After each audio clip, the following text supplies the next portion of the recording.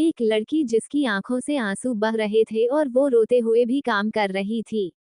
उसके रोने की वजह थी उसके पास खड़ी एक औरत, जो उसे ताने दे रही थी और कह रही थी, काम करने में तो महारानी को आलस्य आता है, और खाने में तो सबसे पहले होती हो।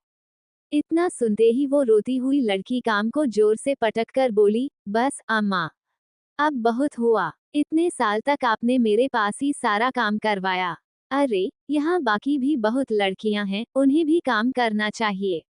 लेकिन आपको मैं ही दिखती हूँ जुल्म करने के लिए। इतना सुनते ही अम्मा ने जोर से कहा, मेहरम, तुम्हारी इतनी हिम्मत की मुझसे जुबान लड़ाती हो। इतना बोलकर वो मेहरम पर हाथ उठा देती है, लेकिन इससे पहले ही मेहरम अम्मा का हाथ पकड़ लेती है। वहीं आसपास बहुत सारी लड़कियां आ जाती हैं और उन दोनों को देखने लगती हैं। मेहरम रोते हुए अम्मा का हाथ झटक देती है और बोली, अम्मा, थोड़ा रहम करिए मुझ पर। क्या दुश्मनी है आपको मुझसे? प्लीज ऐसा न करें। अम्मा ने मेहरम को धक्का दे देते हुए कहा, चली जाओ यहाँ से। मुझसे जुबान लड़ाती हो और काम भी नहीं करती, तो यहाँ रहने की जरूरत नहीं है। जाओ, यहाँ से आज के बाद अपना काला मुंह मुझे मत दिखाना। इतना सुनते ही मेहरम, जो एक खंभे का सहारा लेकर खड़ी थी, रोते हुए बोली, अम्मा, ये आप क्या कह रही हैं? अम्मा ने कहा, मैंने कहा जाओ यहाँ से, वरना मैं धक्के मार के निकालूंगी। इससे पहले यहाँ से चली जाओ। वहीं मेहरम रोते हुए सबको देखती है। दूसरी लड़कियां सिर झुका लेती हैं, क्योंकि अब वे भी कुछ नहीं बोल सकती।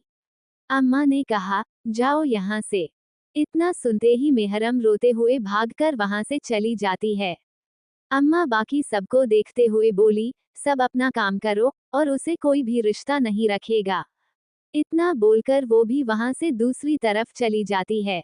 मेहरम की आंखों से आंसू बह रहे थे और वो अनाथ आश्रम से बाहर निकलकर आगे बढ़ जाती है। आगे आकर वो एक पार्क में बैठ जाती है। मेहरम खुद से बोली, क्या हूँ मैं? क्यों हूँ मैं? मेरा क्या वजूद है?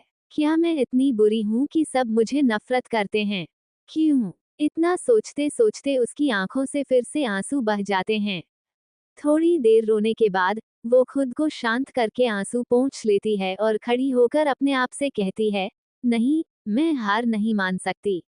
मैं कहीं भी जाकर जॉब करूंगी या कोई भी काम कर लूंगी, लेकिन मैं ऐसे हार मानकर टूट नहीं सकती।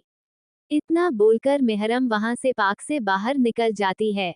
मेहरम रास्ते पर चलते हुए सोच रही थी कि वो कहाँ जाएगी, किसके पास जाकर जॉब मांगेगी। ये सब सोचते सोचते वो आगे बढ़ रही थी कि तभी उसे सामने 45 साल की उम्र की एक औरत दिखती है, जिसके हाथों में बहुत सारा सामान था और वो सड़क क्रॉस करने की कोशिश कर रही थी। उसे देखते हुए मेहरम जल्दी से सड़क क्रॉस करके उस औरत के पास पहुंचती है। मेहरम बोली, अरे आंटी, आइए, मैं आपकी मदद कर देती हूँ सड़क क्रॉस करने में।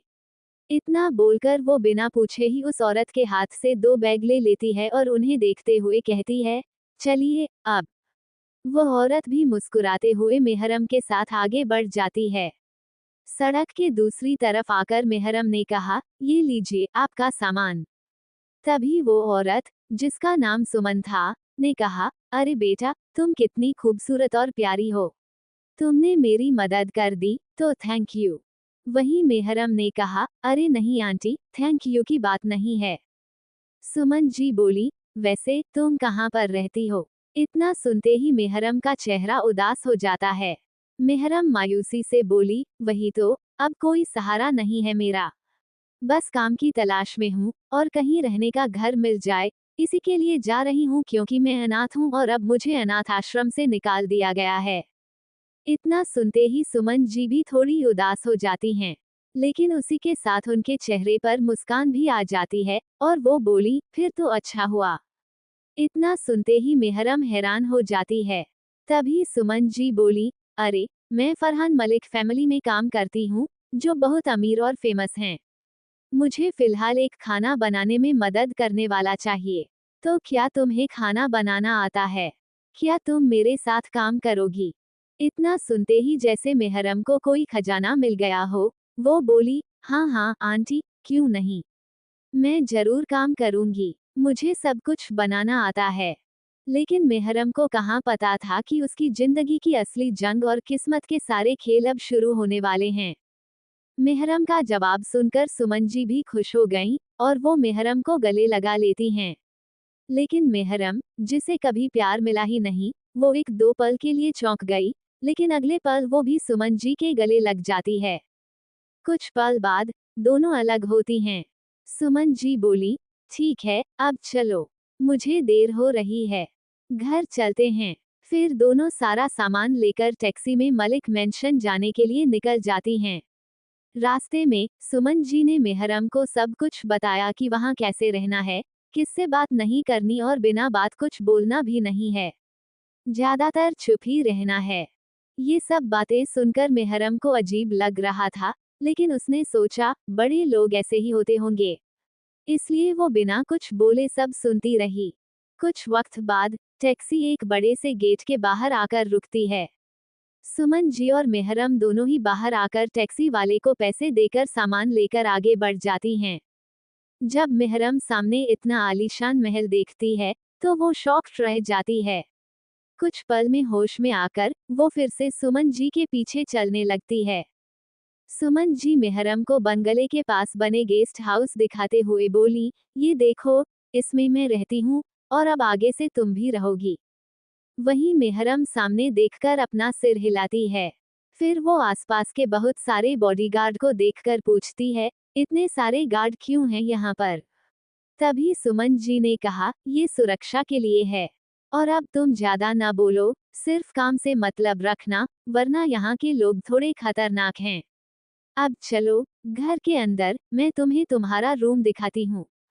मेहरम अपना सिर हिलाकर सुमन जी के पीछे जाने वाली थी कि तभी उसकी नजर पास के फूलों पर बैठी एक प्यारी तितली पर जाती है।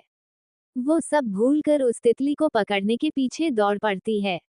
तितली वहां से उड़कर आगे गार्डन के फूलों के पास चली जाती है, और मेहरम भी बिना कुछ सोचे समझे उसके पीछे पीछे दौड़ने लगती है। लेकिन मेहरम भूल गई थी कि सुमन जी ने उसे बहुत सारे नियम बताए थे, जिन्हें वो भूलकर आगे बढ़ रही थी।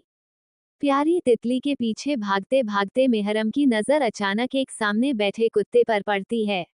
उसे देखकर मेहरम एक पल होश में आ जाती है और आसपास देखती है कि वो बंगले के एकदम नजदीक और गेस्ट हाउस से दूर थी। वही कुत्ता मेहरम को घूर रहा था, जिसे देखकर मेहरम पीछे कदम लेते हुए भागने लगती है।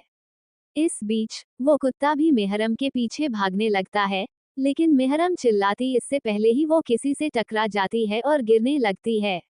लेकिन इससे पहले ही दो मजबूत बाहें उसकी कमर को कसकर पकड़ लेती हैं।